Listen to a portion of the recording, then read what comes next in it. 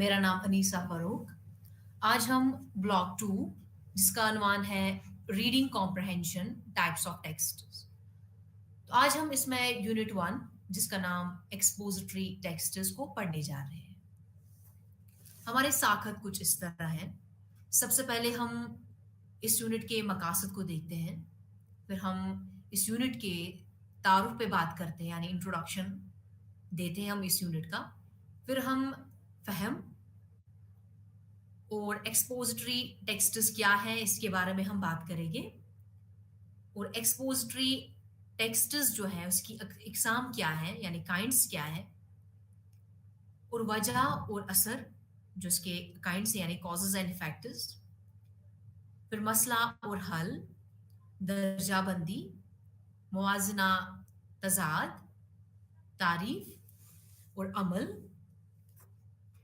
फिर हम नुमाइशी मतन का नमूना पढ़ेंगे जिसमें हम नमूना को देखेंगे। साखत और वजाहत को समझना, इस पे हम बात करेंगे। फिर कुछ मुमकिना सवालात को देखेंगे हम। फिर पढ़ने की हिकमत अमली, इस मौजू पर हम बात करेंगे जिसमें हम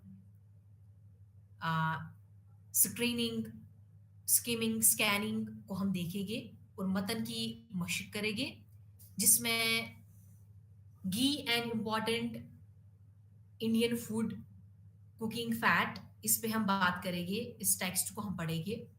फिर हम तालीम और इसका फ़लसफ़ा, इस पे बात करेंगे। और हिंदुस्तान में प्राइमरी तालीम, इसकी तरक्की और चैलेंज, इसको हम देखेंगे। फिर हम आखिरकार इस यूनिट का खुलासा करेंगे। तो सबसे पहले हम मकासद पे बात करते हैं। तो इस यूनिट के मकासद को सबसे पहले हम देखते हैं। तो इस यूनिट में हम कॉम्प्रहेंशन स्किल्स को समझेंगे, कॉम्प्रहेंशन स्किल्स के बारे में जानेंगे। कॉम्प्रहेंशन स्किल्स में कौन कौन सी स्ट्रैटेजीज हैं उनके बारे में हम जानेंगे। कौन से स्किल्स को डेवलप करने की ज़रूरत है, एक रीडर को कौन कौन से स्किल्स डेवलप करने की ज़रूरत होती है, इसके बारे में हम पढ़ेंगे। और इस यूनिट में आप एक कॉम्प्रहेंशन करके यानी इन स्ट्रैटेजीज को पढ़ के आप एक टेक्निकल एक्सपर्टाइज आप डेवलप करेंगे। और एक्सपोजिटरी राइटिंग में कुछ स्पेसिफिक फीचर्स हैं उनके बारे में आप जानेंगे इस यूनिट में, और उनको समझेंगे, उनको किस तरह से एनालाइज करना है, किस तरह से उनको यूज़ करना है, इस बारे में हम इस यूनिट में बात करेंगे। और कुछ प्रैक्टिसेस हैं, इन टेक्निकल डिवाइसेस की कुछ प्रैक्टिसेस है उनको हम करेंगे। और एक्सटेंसिव और इंटेंसिव रीडिंग क्या होती है इसके बारे में भी हम जानेंगे। तो सबसे पहले हम इंट्रोडक्शन पे बात करते हैं यानी तारुफ जो इस यूनिट का है। जैसे कि ये यूनिट जो है ये एक्सपोजिटरी टेक्स्ट्स पे है। तो इस एक्सपोजिटरी टेक्स्ट में कॉम्प्रहेंशन जो है ये मेन टॉपिक है इसका। तो कॉम्प्रहेंशन जो है, कॉम्प्रहेंशन का मतलब है अंडरस्टैंडिंग यानी टेक्स्ट को पढ़ना, टेक्स्ट को समझना। जो रीडिंग का जो एंड गोल होता है वो कॉम्प्रहेंशन होता है। तो जब तक रीडिंग के बाद एक रीडर टेक्स्ट को समझ नहीं सकता, तब तक वो उस रीडिंग को, वो रीडिंग जो है वो फजूल में जाती है यानी वो ऑब्सलीट है, वो रिडंडेंट है, उसका कोई मायने नहीं रहता। तो जो कॉम्प्रहेंशन है ये एक एंड गोल है, रीडिंग का एंड गोल है। और रीडर को रीडर के लिए एक गोल है, ये एक लास्ट गोल है। रीडिंग डेवलप करने के लिए जो कॉम्प्रहेंशन है एक फाइनल गोल होता है एक रीडर को सीखने के लिए। तो एक यानी विदाउट अंडरस्टैंडिंग कॉम्प्रहेंशन का रीडिंग का कोई मतलब नहीं रहता है। तो जब तक ना अंडरस्टैंड, जब तक ना एक टेक्स्ट कॉम्प्रहेंड हो जाता है, तब तक रीडिंग जो है वो ऑब्सलीट और वो रिडंडेंट हो जाती है। और कॉम्प्रहेंशन जो है ये एक कॉम्प्लेक्स प्रोसेस है जिसके लिए बहुत सारी स्ट्रैटेजीज, बहुत सारी प्रैक्टिसेस डेवलप होनी चाहिए, काफ़ी स्ट्रैटेजीज का यूज़ करना पड़ता है। और उसमें बहुत सारी टेक्निक्स का इस्तेमाल होता है। जिनको सीखने की ज़रूरत होती है।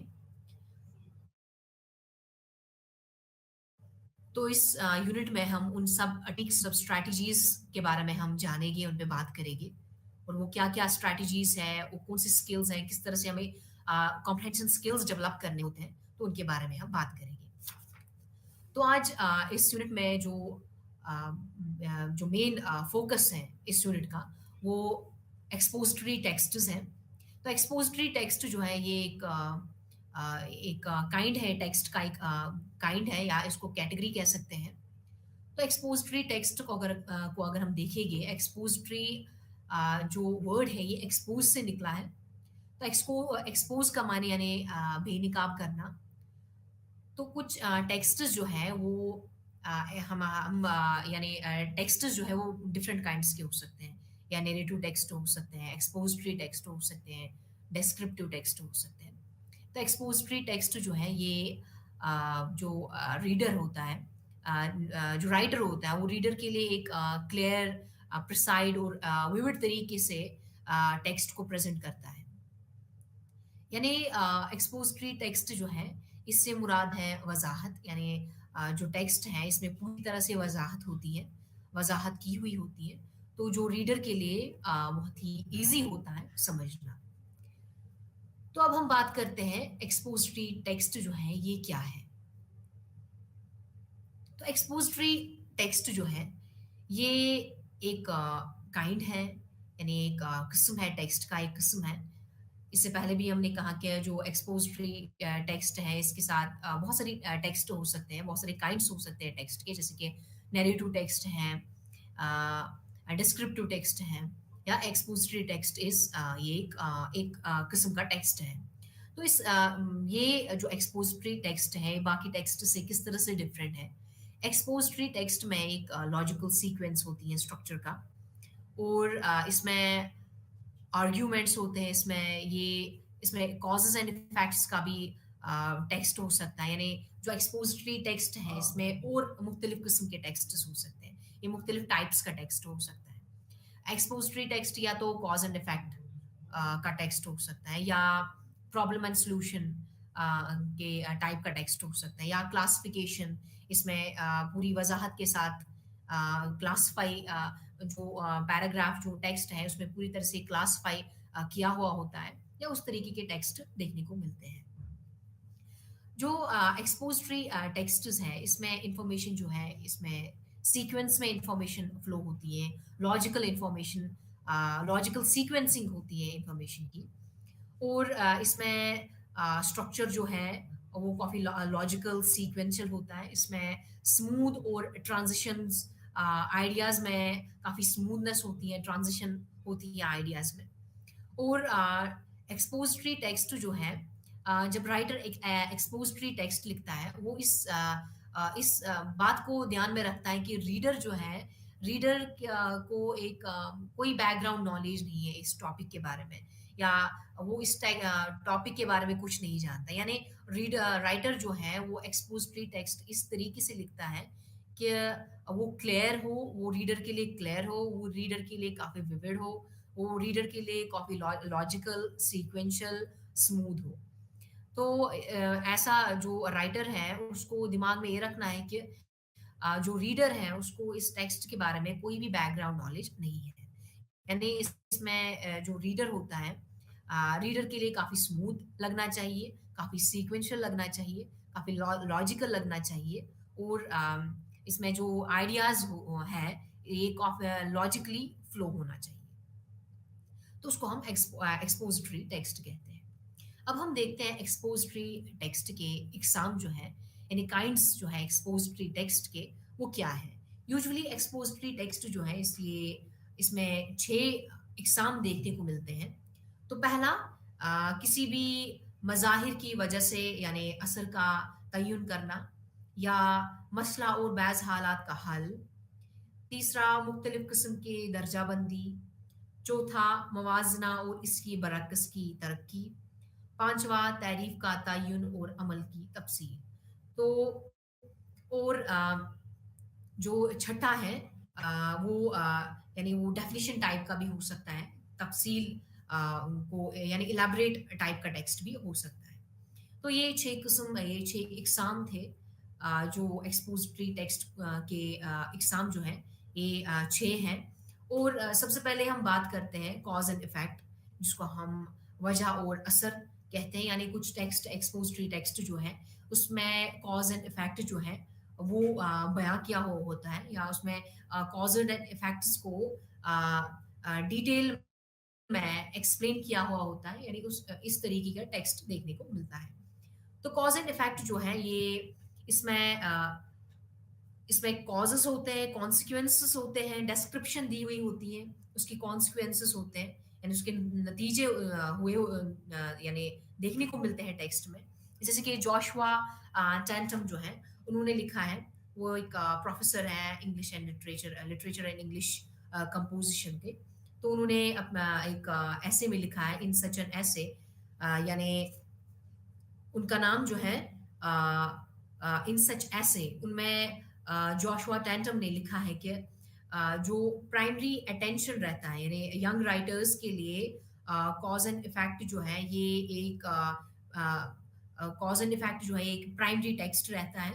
तो इसमें जो तारीफ एक मुकाला बयान की यानी तालीम पर मुतमिल होती है, यानी कॉज एंड इफेक्ट जो है इसमें एक थीसिस स्टेटमेंट भी होती है। यानी जो राइटर है, राइटर इसमें थीसिस स्टेटमेंट में ओपिनियंस होते हैं, इसमें सेंट्रल आइडियाज एक्सप्लेन्ड होते हैं, इसमें क्लियर और कॉन्साइंस वे में टेक्स्ट जो है उसको बयां किया हुआ होता है। तो जो यानी राइटर्स जो है वो इस टेक्स्ट को यानी कॉज एंड इफेक्ट टेक्स्ट को एक टाइटल के थ्रू जो है उसको समझ सकता है कि ये एक्सपोजिटरी टेक्स्ट का कौन सा टाइप यानी कौन सा एग्जाम है। अगर ये एक्सपोजिटरी टेक्स्ट है ये टाइटल से ही पता चलती है कि क्या ये कॉज एंड इफेक्ट वाला टॉपिक है, क्या ये प्रॉब्लम एंड सॉल्यूशन वाला टॉपिक है। जैसे कि एक एग्जांपल है, मैं इस एग्जांपल को पढ़ रही हूँ, जैसे कि the Indian government must provide free schooling for every child in the country because literate citizens have more chances to be employed and adopt the country's wealth. तो ये एक स्टेटमेंट है। ये तो इस स्टेटमेंट के थ्रू जो है इससे पता चलती है कि जो गवर्नमेंट ऑफ इंडिया है ये फ्री एजुकेशन प्रोवाइड नहीं कर रही है। इसकी कॉजेज़ क्या हैं, वजूहात क्या हैं, फ्री एजुकेशन प्रोवाइड क्यों नहीं कर रही है, उसकी जो इफ़ेक्ट्स हैं इसके जो यानी इसके जो असरात हैं वो क्या-क्या हो सकते हैं। तो इस ऐसे में ऐसे को जब हम पढ़ेंगे, इसमें पता चलेगी कि फ्री एजुकेशन प्रोवाइड क्यों नहीं हो रही है, और अगर उसके इफ़ेक्ट्स जो है असरात क्या-क्या हो सकते हैं हमारे समाज पर।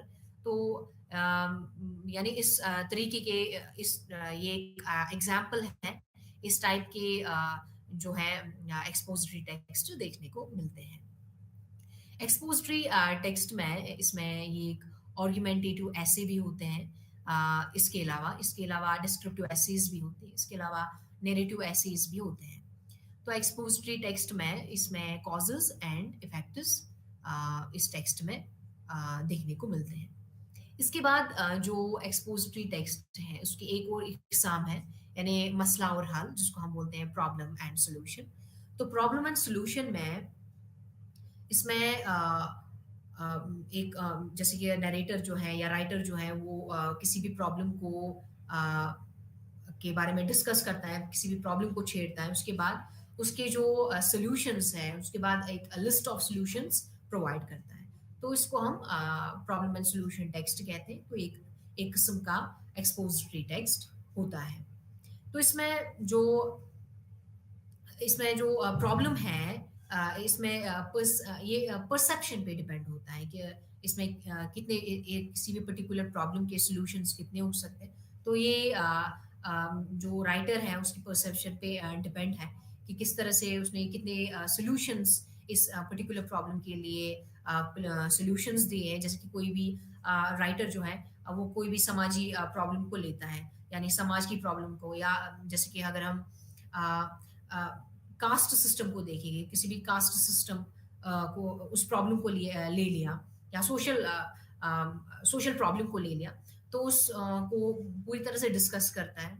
उसके बाद उसके जो कॉजेज़ हैं, उसकी जो प्रॉब्लम्स हैं, उसको डिटेल में प्रोवाइड करता है। उसके बाद उसको लास्ट में सॉल्यूशन देता है, यानी उस प्रॉब्लम का सॉल्यूशन क्या है, उसको एक लिस्ट उसका प्रोवाइड करता है।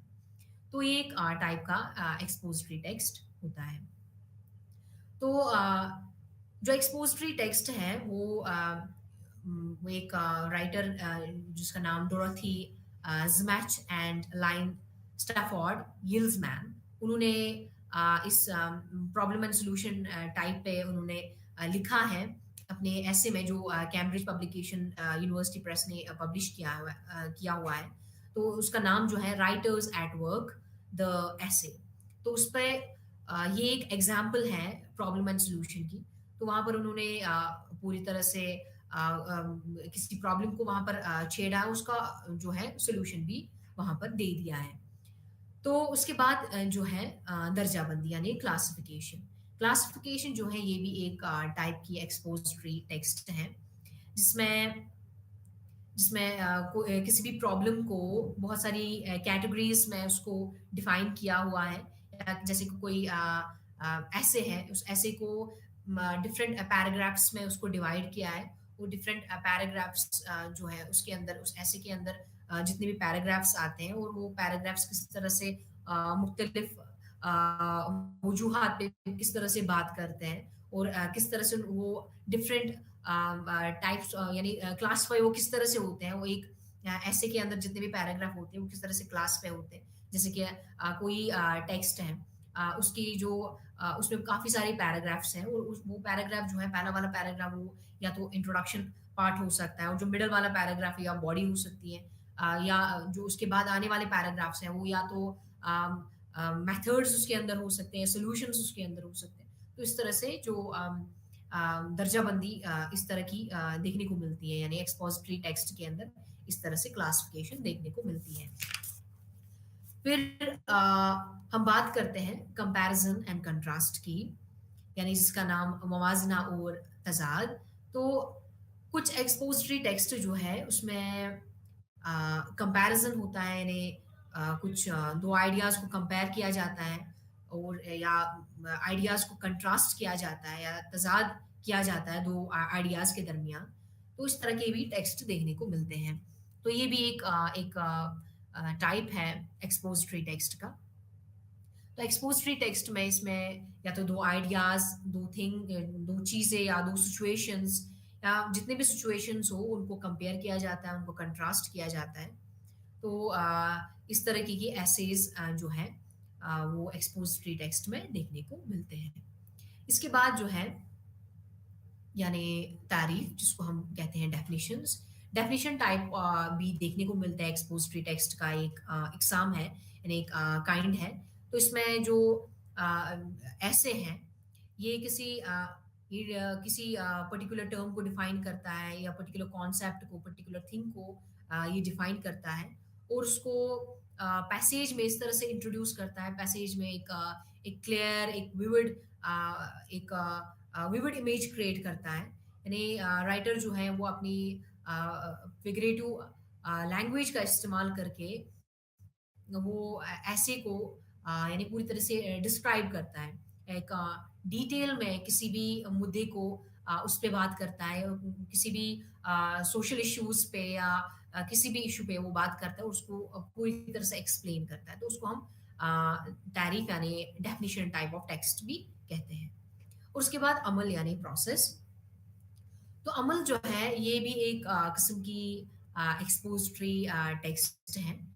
तो इसमें यूजुअली इसमें दिखाया जाता है कि किस तरह से कोई काम हो, कोई कोई आइडिया हो, उसको किस तरह से एक्सप्लेन करना है, या किसी वर्क को किस तरह से काम करना, उसको किस तरह से अमल में लाना है। तो इस तरह से प्रोसेस में दिखाया जाता है, इस तरह की टेक्स्ट में दिखाया जाता है। जैसे कि एग्जाम्पल है, जैसे कि मैनुअल जो होता है, how to bake a cake, या how to drive a car, या how to drive a bicycle something. तो इसमें भी जो इंस्ट्रक्शंस दी हुई होती है। तो इंस्ट्रक्शंस जो है वो पूरी तरह से वजाहत के साथ उनको एक्सप्लेन किया जाता है, पहले क्या करना है, उसके बाद क्या करना है, थर्ड स्टेप में क्या करना है, फाइनली किस तरह से करना है। तो उसको हम एक एक प्रॉपर प्रोसीजर फॉलो हो जाता है इसमें। तो इस तरीके के एक्सपोजिटरी टेक्स्ट्स होते हैं, यानी प्रोसेस एक्सपोजिटरी टेक्स्ट्स। अब हम बात करते हैं नुमाइशी मतन का नमूना, जिसको हम एक्सपोजिटरी टेक्स्ट सैंपल कहते हैं। तो एक्सपोजिटरी टेक्स्ट सैंपल में सबसे पहले हम नमूना यानी सैंपल पे बात करते हैं। तो जैसे कि यहाँ पर सैंपल जो है ये दिया हुआ है। सबसे पहले हम इस सैंपल को पढ़ेंगे, इसके बाद उसको हम एक्सप्लेन करेंगे कि ये किस टाइप का टेक्स्ट है, इसको किस तरह से एनालाइज करना है। ये इसमें जो पैराग्राफ्स हैं किस तरह से ब्रेक हुए हैं, किस तरह से एक पैराग्राफ एक मुद्दे को डिस्कस करता है और दूसरा पैराग्राफ किस तरह से डिफरेंट मुद्दे को डिस्कस करता है। सो इस सैंपल में है हम ये देखेंगे। तो इस सैंपल को हम पढ़ते हैं। There has been many studies attempt to figure out just how music affect the human mind. For example, why do different people like different kinds of music? What part of the brain are activated, and if said parts are affected more or less by different kinds of music and others. Some of these questions have remained unanswered and might stay that way for a while. One thing, however, is for certain: music does affect our daily lives. Just look at the sample facts. Most people listen to the music. If someone doesn't, they are sometimes vivid in a strange way. How could you not listen to the music? तो एक sample है, एक text जो है ये उसकी example है। तो ये जो म्यूजिक पे ये टेक्स्ट लिया गया है, म्यूजिक किस तरह से हमारे माइंड पे इफेक्ट करता है और किस तरह से लोग डिफरेंट म्यूजिक प्रेफर करते हैं, किस टाइप की म्यूजिक प्रेफर करते हैं, और म्यूजिक जो है ये किस तरह से हमारे ब्रेन को एक्टिवेट करता है, किन पार्ट्स को एक्टिवेट करता है। तो इस टाइप के क्वेश्चंस को डिस्कस किया है।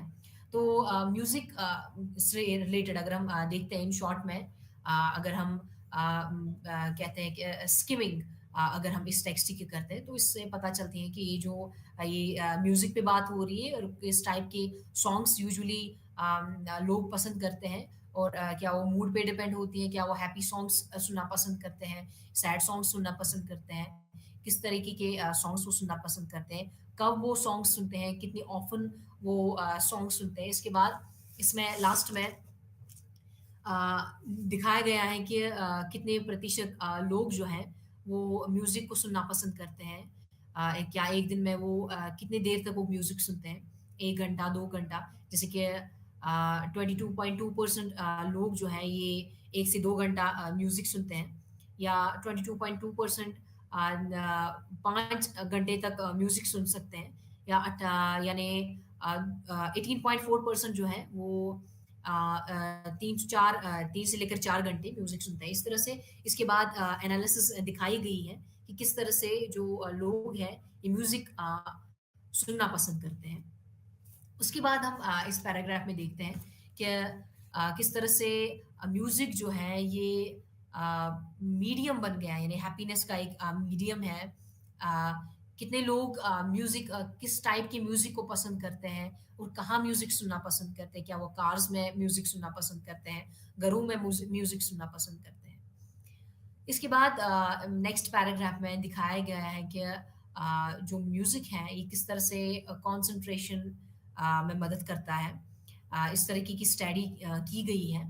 जैसे कि 88.5% जो है वो कहते हैं कि listening to music when they study works on their home and their activities such as that. So ये एक टेक्स्ट है जो न्यूज़ से लिया गया है। एक्चुअली ये पेपर से लिया गया है। यहाँ पर इसकी रेफरेंस सोर्स है इसका, तो यहाँ पर इसको देख सकते हैं। तो इस पे हम बात करते हैं, जैसे कि इस यूनिटी एक सैंपल एग्जांपल थी। अब हम इस सैंपल एग्जांपल पे बात करते हैं, वापस जाते हैं हम इस एग्जांपल की ओर। तो अगर हम देखते हैं कि ये किस टाइप का, अगर ये एक्सपोजिटरी टेक्स्ट है, ये कौन से टाइप का एक्सपोजिटरी टेक्स्ट है।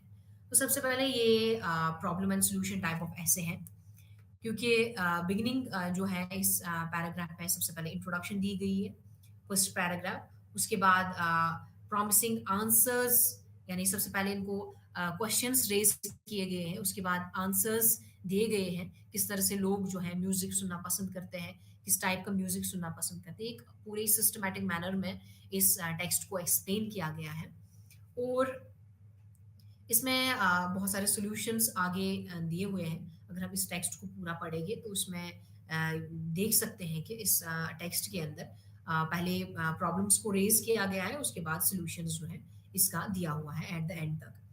तो बॉडी ऑफ द टेक्स्ट जो है ये ऑर्गेनाइज्ड मैनर में इसको रखा गया है और एक इसमें सर्वेज भी इंक्लूड किए हुए हैं, जैसे कि यहाँ पर हम देख सकते हैं कितने परसेंट लोग जो हैं वो किस तरह से म्यूजिक पसंद करते हैं और कब वो म्यूजिक सुनते हैं, कितने घंटे म्यूजिक सुनते हैं। तो एक इसमें सर्वे भी इंक्लूडेड है। इसमें जो राइटर ने सबसे पहले क्वेश्चंस रेज किए हैं, उन सब क्वेश्चंस का जो पूरे टेक्स्ट के अंदर इनका जवाब मिलता है। तो अगर हम देखते हैं कि ये किस टाइप का एक्सपोजिटरी टेक्स्ट है, ये प्रॉब्लम एंड सॉल्यूशन टाइप का एक्सपोजिटरी टेक्स्ट है। आप इस टेक्स्ट को पढ़ सकते हैं। इसकी जो रेफरेंस है, इसका सोर्स जो है वो दिया हुआ है। अब हम बात करते हैं यानी प्रॉब्लम क्वेश्चंस जो प्रोबेबल क्वेश्चंस जो हैं, यानी मुमकिन सवालात जो हैं, जब हम किसी भी टेक्स्ट को पढ़ते हैं तो किस तरह से सवालात को यानी खुद से सवाल करते हैं या किस तरह से हम सवालों का जवाब ढूंढते हैं किसी पर्टिकुलर टेक्स्ट के अंदर। तो सबसे पहले यूजुअली 6 किस्म के जो सवालात जो हैं वो देखने को मिलते हैं। यानी सबसे पहले वोकैब्युलरी बेस्ड यानी जिनको हम बोलते हैं अल्फाज पर मबनी सवालात को देखा जाता है सबसे पहले। यानी इसमें देखा जाता है कि किस किस्म के वर्ड्स का इस्तेमाल हुआ है, किस किस्म के क्या इनमें एंटोनिम्स का इस्तेमाल हुआ है, सिनोनिम्स का इस्तेमाल हुआ है। तो ये सब सबसे पहले इस तरीके के क्वेश्चंस किए जाते हैं। और एक और जो प्रोबेबल क्वेश्चन यानी मुमकिन सवालात हैं, वो डायरेक्ट क्वेश्चन है यानी बराह रास्त सवालात यानी यानी किस तरह से क्या टेक्स्ट में क्या बोला गया है, किस तरह से किसी पर्टिकुलर मुद्दे को किस तरह से डिस्कस किया है, क्या-क्या बातें इस पर्टिकुलर टेक्स्ट में की गई हैं, यानी डायरेक्टली कुछ सवालात किए जाते हैं। उसके बाद इम्पेरेटिव एंड एनालिटिकल क्वेश्चंस यानी यानी जिसको हम कहते हैं तशरीह और तज्ज़ियाती सवालात किए जाते हैं, जहाँ दिए गए मतन से कयास आराया करने की ज़रूरत होती है। तो इस तरीके के सवालात किए जाते हैं। तो ये यूजुअली 6 किस्म के सवालात में आ जाते हैं। तो उसके बाद मरकज़ी ख़्याल यानी जिसको मेन आइडिया कहते हैं। तो मरकज़ी ख़्याल में देखा जाता है कि जो मेन आइडिया इस टेक्स्ट का मेन आइडिया क्या है और वो किस मुद्दे पे बात की जा रही है, किस तरह से इनको डिस्कस किया जाता है और उनको समझने को किस तरह से समझना है उस पर्टिकुलर टेक्स्ट को। उसके बाद जो 5वां सवाल जो है वो यानी सपोर्टिंग आइडियाज़ के रिलेटेड है। अगर किसी मेन आइडिया को डिस्कस किया जाता है, उसके साथ बाकी सपोर्टिंग आइडियाज़ जो हैं वो क्या हैं इस टेक्स्ट के अंदर, तो ये सब देख सकते हैं। उसके बाद आखिरकार यानी बयानिया की साखत, असलूब और लहज़ा यानी नैरेटिव स्ट्रक्चर, स्टाइल और टोन को देखा जाता है।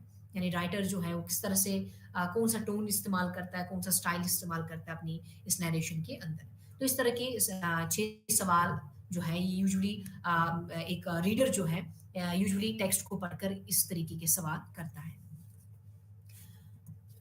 अब हम देखते हैं पढ़ने की हिकमत अमली जिसको हम कहते हैं रीडिंग स्ट्रैटेजीज़।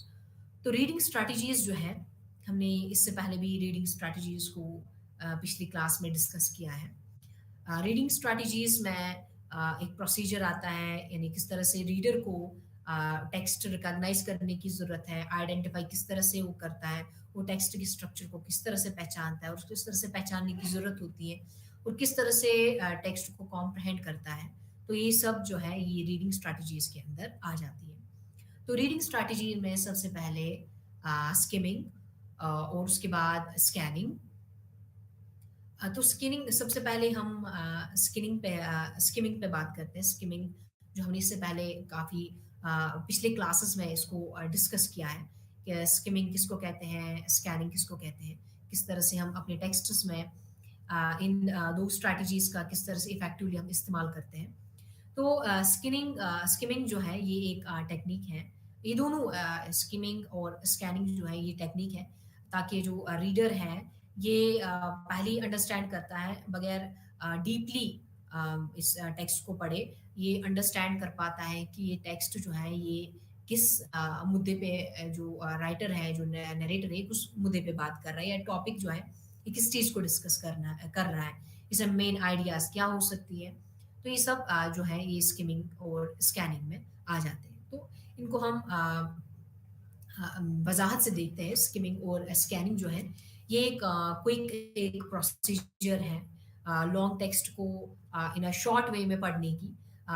तो यूजुअली ये सबसे पहले रीडर जो है ये स्किमिंग और स्कैनिंग जो है ये रीडिंग किसी भी टेक्स्ट को पढ़ने से पहले ये प्रोसीजर फॉलो किया जाता है। यानी किसी टेक्स्ट को डीपली पढ़ने से पहले इन प्रोसीजर्स का इस्तेमाल किया जाता है। और जो स्किमिंग है इससे एक जिस्ट मिलता है, एक आइडिया मिलता है इस पर्टिकुलर टेक्स्ट का, एक यानी कंप्लीट जिस्ट मिलता है उस टेक्स्ट का। और स्कैनिंग जो है, स्कैनिंग से मुराद यानी इनमें कौन से टाइप की कीवर्ड्स का इस्तेमाल हुआ है, किस स्पेसिफिक आइडियाज का, स्पेसिफिक आइडिया, स्पेसिफिक फैक्ट्स जो है इस टेक्स्ट के अंदर वो किस तरह से इस्तेमाल हुए हैं, कौन कौन से फैक्ट्स, कौन कौन से कीवर्ड्स जो है इस टेक्स्ट के अंदर शामिल है। और जो स्किमिंग है इसमें हम स्कैनिंग को जो है इसमें फैक्ट्स हैं, इसमें बहुत सारे फैक्ट्स आ जाते हैं। इसमें टॉपिक्स को किस तरह से डिस्कस किया जाता है, किस तरह से मेन वर्ड्स, किन मेन वर्ड्स का इस्तेमाल हुआ है, किस आइडिया का, मेन आइडिया या सब आइडियाज़ का इस टेक्स्ट के अंदर वो क्या है, वो सब हम स्कैनिंग के थ्रू हम पढ़ सकते हैं। तो स्किमिंग जो है ये यूजुअली इसको स्नॉर्कलिंग के साथ इसको कंपेयर किया जाता है। इसको ऐसे कहा जाता है कि स्किमिंग जो है it's like snorkelling and scanning जो है इट्स लाइक पर्ल डाइविंग। यानी इसको पूरी तरह से किस तरह से इंफॉर्मेशन को हासिल करना अगर है, यानी मेन आइडियाज़ को हासिल करना है, उसको हम स्कैनिंग कहते हैं। और स्किमिंग जो है इसमें यूजुअली एक टेक्स्ट का जिस्ट मिलता है, यानी एक टेक्स्ट का एक जिस्ट मेन आइडिया मिलता है कि किस रिलेटेड जो है ये पर्टिकुलर टेक्स्ट के अंदर किस पर्टिकुलर आइडिया को डिस्कस किया गया है। तो सबसे पहले हम स्किमिंग पे आ जाते हैं। तो स्किमिंग में इसमें एब्स्ट्रैक्ट आइडियाज़ को यानी इसका जिस्ट लिया जाता है। इसमें इन डेप्थ एनालिसिस पॉसिबल नहीं होती जब भी स्किमिंग की जाती है, यानी टेक्स्ट को बहुत शॉर्ट पीरियड में पढ़ा जाता है, बहुत ही जल्दी पढ़ा जाता है। यानी जो टेक्स्ट है इसको वर्ड टू वर्ड नहीं पढ़ा जाता है, बल्कि इसको एक क्विक वे में पढ़ा जाता है और उसको इन डेप्थ एनालिसिस के लिहाज से नहीं पढ़ा जाता है, बल्कि जो मेन आइडियाज़ हैं, एब्स्ट्रैक्ट आइडियाज़ हैं, उनको देखा जाता है कि किस रिलेटेड जो है ये टेक्स्ट है, इसके अंदर कौन-कौन से मेन आइडियाज़ हैं और ये यूजुअली क्या बोलना चाहते हैं, जो नैरेटर है, जो राइटर है, वो एक्चुअली क्या बोलना चाहता है। तो इसमें स्किमिंग में ये सब चीज़ें आ जाती हैं। और स्किमिंग में एक जब टेक्स्ट को पढ़ा जाता है तो एक रिव्यू देने के लिए जो फिर से दोबारा इसको मेन आइडिया को एक का प्रिव्यू लेने के लिए उसको भी स्किमिंग कहते हैं। उस वक़्त भी स्किमिंग की जाती है। और स्किमिंग में जो इम्पोर्टेंट पॉइंट्स हैं, खाली उनको लिया जाता है और जो बाकी बाकी आइडियाज़ होते हैं, सब आइडियाज़ होते हैं, उनको लिया नहीं जाता है, उनको यूजुअली स्किप किया जाता है, उनको मिस किया जाता है। तो स्किमिंग में यूजुअली मेन आइडियाज़ को कॉम्प्रिहेंड किया जाता है। और उनको वर्ड टू वर्ड नहीं पढ़ा जाता है। यूजुअली जो है जो अटेंशन जो है ये टाइपोग्राफिकल यानी क्यूज़ हेडिंग्स पे ज़्यादा अटेंशन दी जाती है। ये बोल्ड फेसेस यानी बोल्ड लेटर्स पे ज़्यादा स्किमिंग में ज़्यादा फ़ोकस रहता है। इटैलिक टाइप्स ऑफ टेक्स्ट में ज़्यादा फ़ोकस रहता है। और इंडेंटिंग, ब्लैटिंग, नंबर लिस्ट इन पे ज़्यादा मेन फ़ोकस रहता है। या जो कंटेंट है टेक्स्ट से पहले जो कंटेंट देखने को मिलता है तो उस कंटेंट पे ज़्यादा नज़र रहती है जब स्किमिंग की जाती है। स्किमिंग में जो है words, keywords, phrases, name of people, name of place, dates, nouns और अनफैमिलियर वर्ड्स को देखने को मिलता है। जैसे कि कुछ स्टेप्स हैं किस तरह से हमें स्किमिंग करनी चाहिए।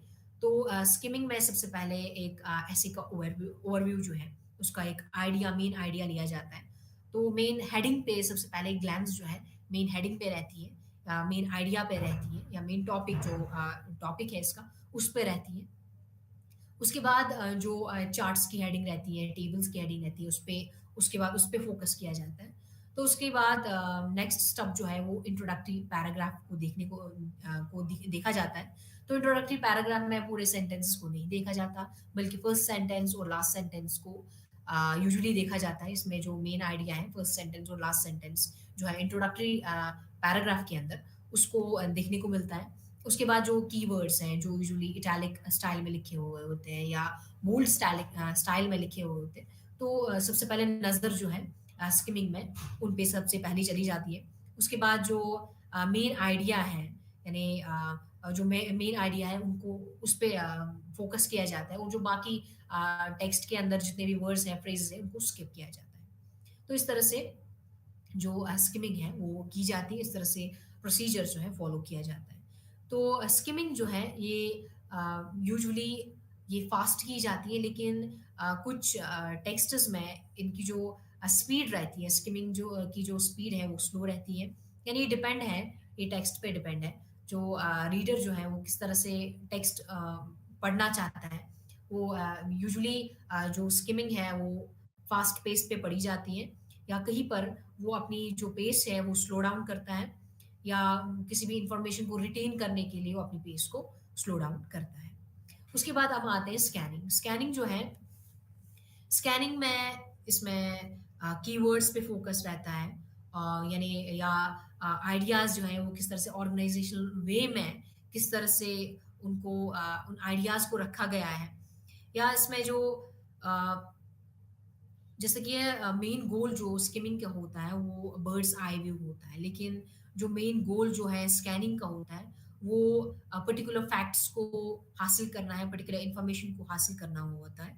तो उसमें जो कीवर्ड्स होते हैं उन पे फोकस किया जाता है, मेन आइडियाज पे फोकस किया जाता है, लेकिन इसमें जो जो प्रोसीजर्स हैं वो स्कैनिंग के वो किस तरह से फॉलो किए जाते हैं। तो सबसे पहले कीवर्ड्स पे फोकस किया जाता है, फ्रेजेस पे फोकस किया जाता है, या कुछ ऑलरेडी कुछ क्वेश्चंस जो होते हैं इस टेक्स्ट के रिलेटेड सबसे पहले उनको देखा जाता है।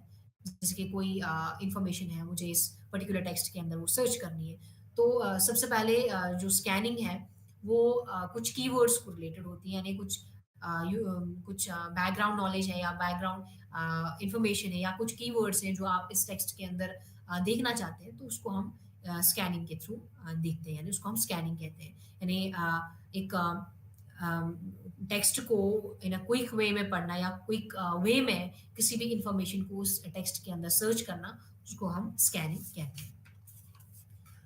तो स्कैनिंग जो है ये स्टार्ट होती है, ये क्वेश्चन से ही स्टार्ट होती है, और उन क्वेश्चंस का जवाब ढूँढने के लिए ये स्कैनिंग की जाती है। और स्कैनिंग में जो है एक यानी आंसर्स के लिए यानी आंसर को हासिल करने के लिए, जवाब को हासिल करने के लिए इस टेक्स्ट को पढ़ा जाता है, यानी स्कैनिंग की जाती है। और कुछ पर्टिकुलर कीवर्ड्स को इस पर्टिकुलर टेक्स्ट के अंदर ढूँढने के लिए स्कैनिंग की जाती है।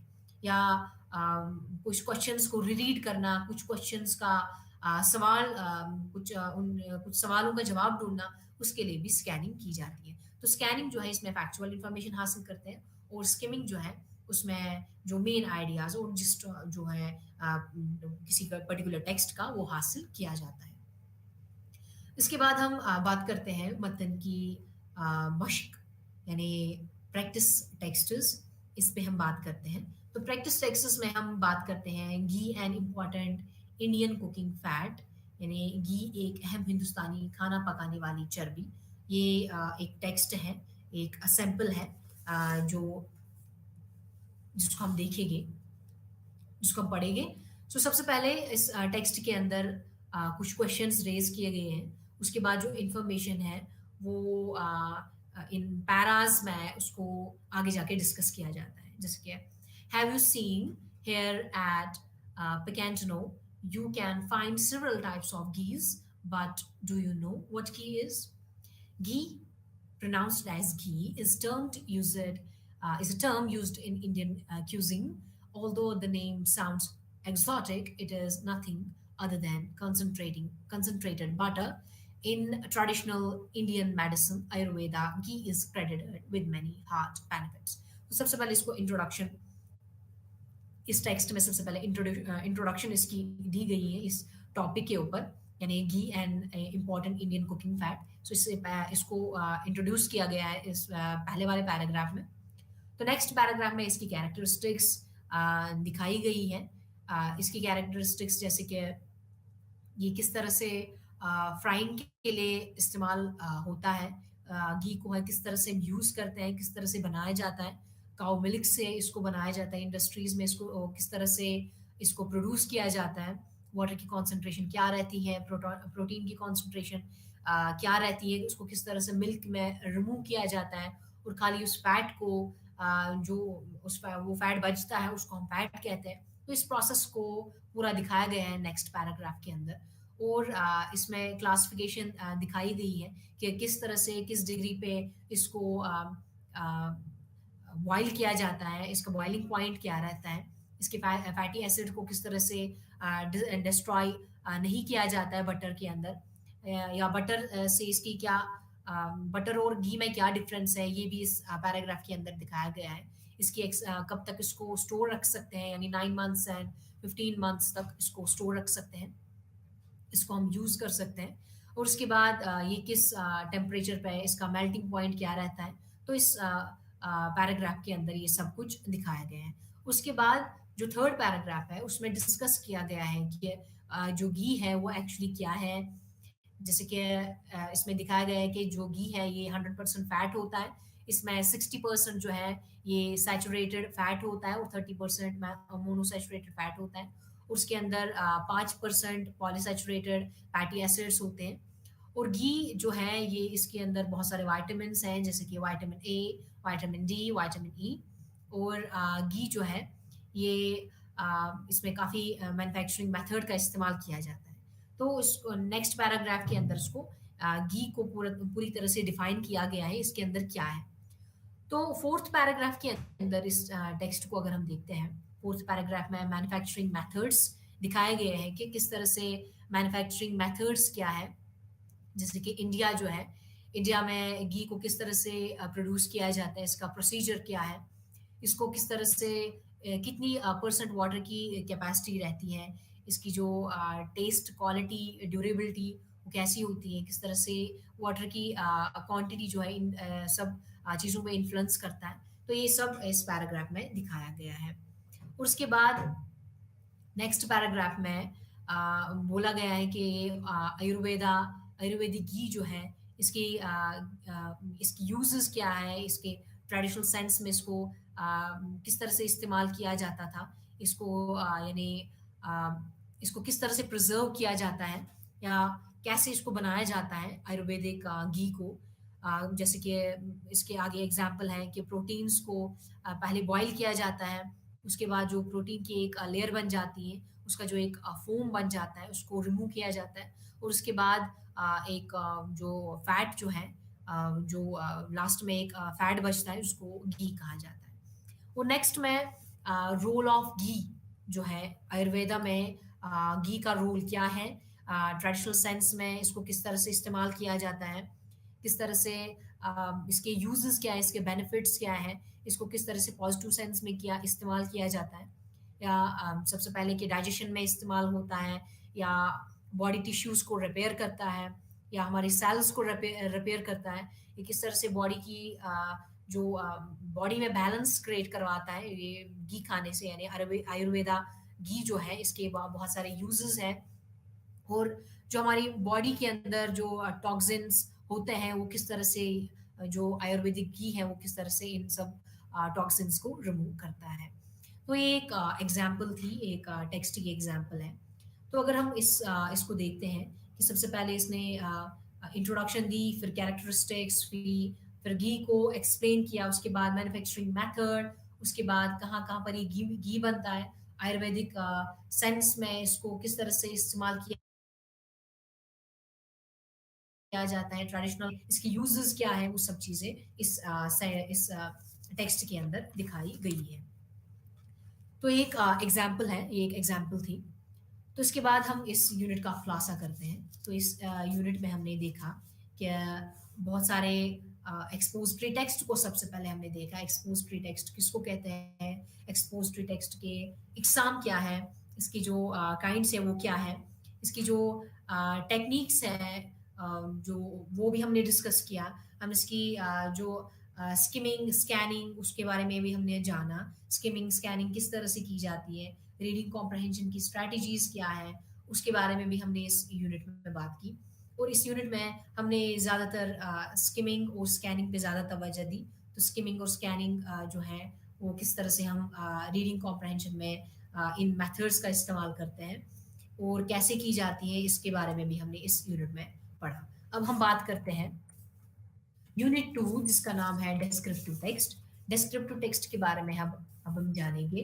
तो हमारे इस यूनिट का साखत कुछ इस तरह है। सबसे पहले हम इस यूनिट के मकासद को देखते हैं, फिर हम इस यूनिट के तारुफ पे बात करते हैं, फिर वज़ाहती मतन की खसूसियात, देखना या बताना, अलामती ज़ुबान, मज़बूत फ़ाल और वज़ाहती तहरीर की इक़साम। फिर हम वज़ाहती मतन का नमूना इस पे हम बात करते हैं, जिसके अंदर हम नमूना, साख़त और वज़ाहत को समझना, मुमकिना सवालात पर हम बात करेंगे, पढ़ने की हिकमत अमली क्या है, मतन की मश्क करेंगे, इन सब चीज़ों पे हम बात करते हैं। और द हैमरेड टेल जो है, जो मार्गरेट एटवुड ने दी है, उसको हम पढ़ेंगे। उसके बाद नागासाकी के बारे में हम जानेंगे, ये भी एक टेक्स्ट है, इसके बारे में भी हम जानेंगे, इसको हम पढ़ेंगे। और एक वज़ाहती कहानी, इसको भी हम पढ़ेंगे और आखिरकार इस यूनिट का खुलासा करेंगे। तो सबसे पहले हम बात करते हैं इस यूनिट के मकासद की। तो इस यूनिट में हम देखेंगे कि जो रीडिंग स्किल्स हैं, रीडिंग स्किल्स को किस तरह से डेवलप करना है, उनको किस तरह से प्रोफिशिएंट बनाना है और इनकी स्ट्रैटेजीज़ क्या है, उनको हम किस तरह से प्रैक्टिस में लानी है। तो सब इन सब चीज़ों पे हम बात करेंगे।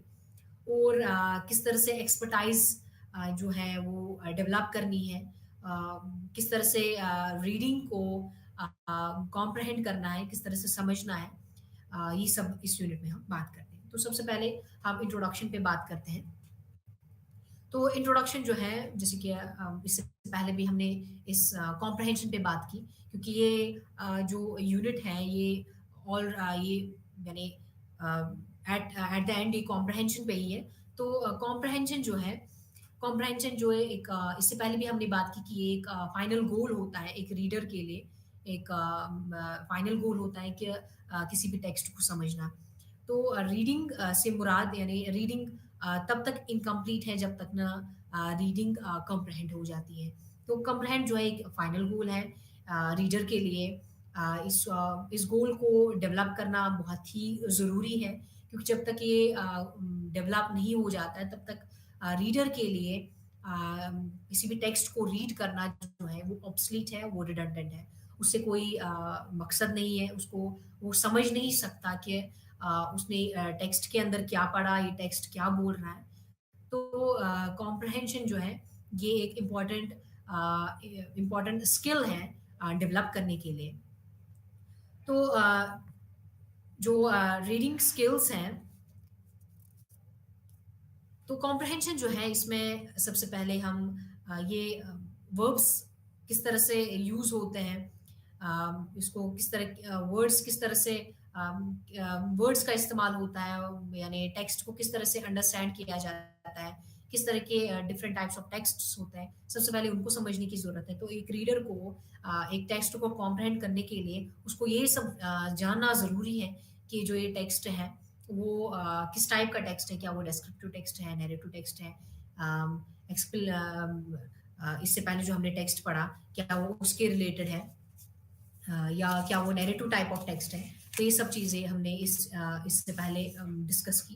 तो इस टेक्स्ट अगर हम इस वर्ड को देखते हैं यानी कि डिस्क्रिप्टिव, अब हम बात करते हैं डिस्क्रिप्टिव टेक्स्ट के बारे में। डिस्क्रिप्टिव वर्ड को अगर हम देखते हैं, डिस्क्रिप्टिव वर्ड जो है ये वर्ब से निकला है जिसका माने है डिस्क्राइब। जो वर्ड डिस्क्राइब से निकला है, जो एक खुद एक वर्ब है जिसका मतलब है एक्सप्लेन। तो डिस्क्रिप्टिव टेक्स्ट्स जो है ये वजाहत कराते हैं, यानी ये एक्सप्लेनेशन टाइप ऑफ टेक्स्ट्स होते हैं जिसमें एक डिटेल दी हुई होती है प्लेस के बारे में, पर्सन के बारे में, आइडिया के बारे में, या किसी भी मुद्दे को डिस्कस किया जाता है, तो इस टाइप ऑफ टेक्स्ट्स में देखने को मिलते हैं, इन सब चीज़ों को देखने को मिलता है। तो या किसी भी पिक्चर को रीडर, जैसे कि राइटर है उसने एक अपने इसमें टेक्स्ट के अंदर, डिस्क्रिप्टिव टेक्स्ट के अंदर वो इस तरह से क्लियर इमेजेस का इस्तेमाल करता है, यानी एक विविड सेंस का यूज़ करता है, विविड लैंग्वेज का यूज़ करता है, ताकि जो रीडर है उसको ईज़िली अंडरस्टैंड हो, उसके लिए एक इमेजिनेशन क्रिएट हो, जिसकी वजह से वो उस टेक्स्ट को पढ़ सके, उसको अंडरस्टैंड कर सके। तो ये सब डिस्क्रिप्टिव टेक्स्ट के अंदर आ जाती हैं। तो डिस्क्रिप्टिव टेक्स्ट जो है ये मुख्तलिफ है एक्सपोजिटरी टेक्स्ट से, नैरेटिव टेक्स्ट से। तो एक्सपोजिटरी टेक्स्ट जो हमने इससे पहले जिसको डिस्कस किया, उसके अंदर कौन-कौन से इक़साम हैं, वो किस तरह से वो टेक्स्ट क्या है, उसके अंदर उसको किस तरह से समझना है, वो ये सब हमने इससे पहले यूनिट में बात की। तो अब हम बात करते हैं डिस्क्रिप्टिव टेक्स्ट के बारे में। तो डिस्क्रिप्टिव टेक्स्ट जो है इसमें मेन ख़ुसूसियात जो है इस डिस्क्रिप्टिव टेक्स्ट की, वो ये है कि जो राइटर है वो इस तरह से वर्ड्स का यूज़ करता है, इस तरह से वर्ड्स क्रिएटिव लैंग्वेज का यूज़ करता है, ताकि एक रीडर जो है इसके दिमाग में एक पूरी तरह से एक तस्वीर बन जाए जब वो इस टेक्स्ट को पड़ता है।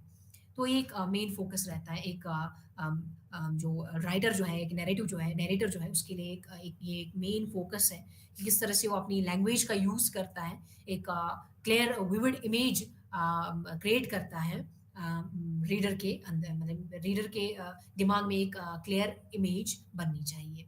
तो ये सबसे पहले एक मेन फ़ोकस रहता है एक नैरेटर का और या एक राइटर का। तो सबसे पहले हम बात करते हैं फीचर्स ऑफ डिस्क्रिप्टिव टेक्स्ट्स की, यानी जिसको हम कहते हैं वज़ाहती मतन की खुसूसियात। तो सबसे पहले इसमें वज़ाहती मतन की खुसूसियात में सबसे पहले दिखाना या बताना, यानी टू शो और टू टेल। यानी इसमें जो राइटर है, राइटर जो है वो अ, उन वर्ड्स उस टाइप की लैंग्वेज का यूज़ करता है ताकि वो रीडर जो है, रीडर अपने सेंसेस का यूज़ कर सके, यानी सेंसेस से फ़ील कर सके कि जो राइटर है, जो नैरेटर है, वो बोलना क्या चाहता है। यानी वो अपनी सेंसेस से इन्फॉर्मेशन को रिसीव करता है, इन्फॉर्मेशन को पर्सीव करता है। यानी फ़ील से, स्मेल से, टेस्ट से, हियर से उस वर्ल्ड को महसूस करने लगता है।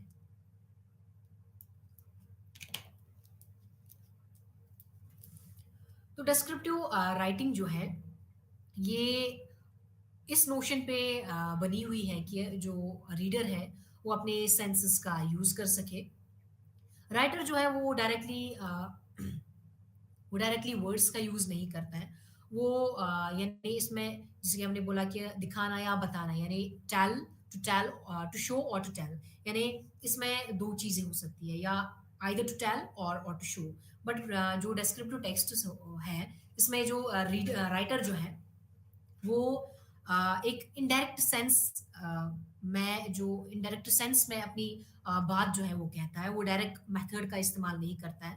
वो इनडायरेक्ट सेंस में अपनी बात जो है वो रीडर तक पहुंचाता है, यानी वो इस तरह से एक विविड, एक क्लियर इमेज क्रिएट करता है ताकि जो रीडर है उसके सेंस में एक विविड एक इमेज क्रिएट हो जाए। जो वो बात बोलना चाहता है, जिस तरह से वो अपनी बात पहुँचाना चाहता है रीडर को, ताकि वो अपनी जो उसकी लैंग्वेज जो होती है, वो राइटर जो अपनी लैंग्वेज का इस्तेमाल करता है, वर्ड्स का इस्तेमाल करता है, फ्रेजेस का इस्तेमाल करके एक क्लियर पिक्चर क्रिएट करता है। जैसे कि एक एग्जांपल पढ़ते हैं। The room was empty and smelled exceptionally stale. There was no furniture or no kind of living presence. The window had no curtains because no one had bothered for a long time. So इसमें जो reader है ये पूरी तरह से बताता है कि जो टेक्स्ट के अंदर क्या है, यानी रूम के अंदर क्या है, एक किस तरह क्या स्मेल थी, रूम कैसे दिख रहा था, फर्नीचर थे या नहीं थे, या विंडोज़ कैसे लग रहे थे, कर्टन्स थे या नहीं थे। तो इस तरह से एक क्लियर वर्ड्स का इस्तेमाल करके उन्होंने जो राइटर है, उन्होंने किस तरह से एक्सप्लेन किया है। उसके बाद हम देखते हैं कि शोइंग जो एक कैरेक्टरिस्टिक है, किसकी जो डिस्क्रिप्टिव टेक्स्ट की एक कैरेक्टरिस्टिक है, यानी किस तरह से जो राइटर है वो किस तरह से एक सेंसेस का यूज़ करता है, यानी रीडर को मजबूर करता है कि वो अपने सेंसेस का यूज़ कर सके, यानी अपनी वो फ़ील कर सके कि जो राइटर है वो क्या बोलना चाहता है। जैसे कि इस एग्ज़ाम्पल में हम देख सकते हैं, the apartment smelled of stele food, cabbage and wet waste mixed with old sweaty socks. My sneakers kept squeaking on the cracked wood floors, dust still everywhere. I could not see a bit around the room due to the sunlight seeing in from a broken curtainless windows. तो यहाँ पर जो है उसने किस तरह से पूरी तरह से एक विविड सेंस में अपनी इस बात को कही कि किस तरह से जो अपार्टमेंट है, उसका मंज़र क्या था, उसकी स्मेल कैसी थी जब वो चल रहा था, किस तरह की साउंड वो फ़ील कर रहा था, किस तरह से वुडन फ्लोर पे चल के क्या साउंड आ रहे थे, किस तरह से डस्ट जो है वो एवरीवेयर हर जगह देखने को मिलते थे। तो इस तरह से जो राइटर है, वो इन टेक्निक्स का इस्तेमाल करता है, या तो वो टेलिंग टेक्निक का इस्तेमाल करता है या शोइंग टेक्निक का इस्तेमाल करता है अपने वर्ड्स के ज़रिए। उसके बाद हम देखते हैं उसकी जो एक और टाइप जो है, एक और फीचर जो है डिस्क्रिप्टिव टेक्स्ट का, वो है फिगरेटिव लैंग्वेज, यानी वो उन वर्ड्स का इस्तेमाल करता है, उस लैंग्वेज का इस्तेमाल करता है जो रियलिस्टिक मीनिंग से काफ़ी डिफरेंट होता है, जो एक्चुअल मीनिंग से काफ़ी डिफरेंट होता है। यानी वो अपने नरेशंस में, अपनी नरेशन में इस इन वर्ड्स, उस तरीके के वर्ड्स का इस्तेमाल करते हैं, या तो सिमिली, मेटाफर या एल्यूजन्स का इस्तेमाल करता है। इस type of figure of speech का इस्तेमाल हो जाता है। या पर्सोनिफिकेशन का इस्तेमाल करता है, या डिफरेंट तरीके के यानी डिफरेंट मेथड का यूज़ करते हैं, फिगरेटिव लैंग्वेज को यूज़ करता है, किस तरह से अपनी बात को आगे बढ़ाता है, ये सब डिस्क्रिप्टिव टेक्स्ट्स में देखने को मिलते हैं। उसके बाद स्ट्रॉन्ग वर्ब्स यानी मजबूत फ़ैल। स्ट्रॉन्ग वर्ब्स का ज़्यादातर इस्तेमाल होता है एक्टिव फॉर्म में, जो वर्ब्स हैं वो ज़्यादातर डिस्क्रिप्टिव टेक्स्ट में देखने को मिलते हैं। डिस्क्रिप्टिव टेक्स्ट में जो है वो यूजुअली एक्टिव वर्ब्स में ही बात की जाती है। इसमें लिंकिंग वर्ब्स का इस्तेमाल बहुत कम या बिल्कुल भी किया नहीं जाता। जैसे कि एक एग्ज़ाम्पल है, शी रैन वेरी फास्ट, या दूसरी एग्ज़ाम्पल है, शी रेस्ड पास्ट अस। जो जो फ़ील जो है, दूसरे एग्ज़ाम्पल में शी रेस्ड पास्ट अस, तो उसका जो है, उसका इन्फ्लुएंस जो है वो ग्रेटर है, उसकी जो कॉन्सिक्वेंस है उसकी ग्रेटर है एज़ कम्पेयर टू जो पहले वाली एग्ज़ाम्पल है, शी रन वेरी फास्ट, उसके जो इफ़ेक्ट है वो बहुत कम है। तो इस तरह से जो राइटर है वो डिस्क्रिप्टिव टेक्स्ट में इस तरीके से वर्ब्स का इस्तेमाल करता है। और उसके बाद जो टाइप्स ऑफ डिस्क्रिप्टिव राइटिंग यानी वज़ाहती तहरीर की इक़साम। जो वज़ाहती तहरीर की इक़साम जो है, इसके बहुत सारे डिस्क्रिप्टिव टेक्स्ट्स की, डिस्क्रिप्टिव राइटिंग की बहुत सारी इक़साम हैं। कुछ जो डिस्क्रिप्टिव टेक्स्ट्स हैं वो अ, या तो वो पर्सन के रिलेटेड होती हैं, या ऑब्जेक्ट के रिलेटेड होती है, प्लेस के, वन सेल्फ की, या किसी अदर पर्सन के रिलेटेड होती है, या किसी पॉइंट को डिस्कस करती है। या कुछ मेमोरीज़ भी इसके अंदर हो सकती हैं, यानी जो राइटर हैं या नैरेटर जो है वो अपनी मेमोरीज़ को डिफ़ाइन करता है, अपनी ट्रैवल हिस्ट्री इस डिस्क्रिप्टिव टेक्स्ट में दिखाते हैं, अपनी एक्सपीरियंस जो होती है वो इस टेक्स्ट के अंदर बयाँ करता है, या कभी-कभार ये नेचर के रिलेटेड भी ये टेक्स्ट हो सकता है। तो आपका शुक्रिया।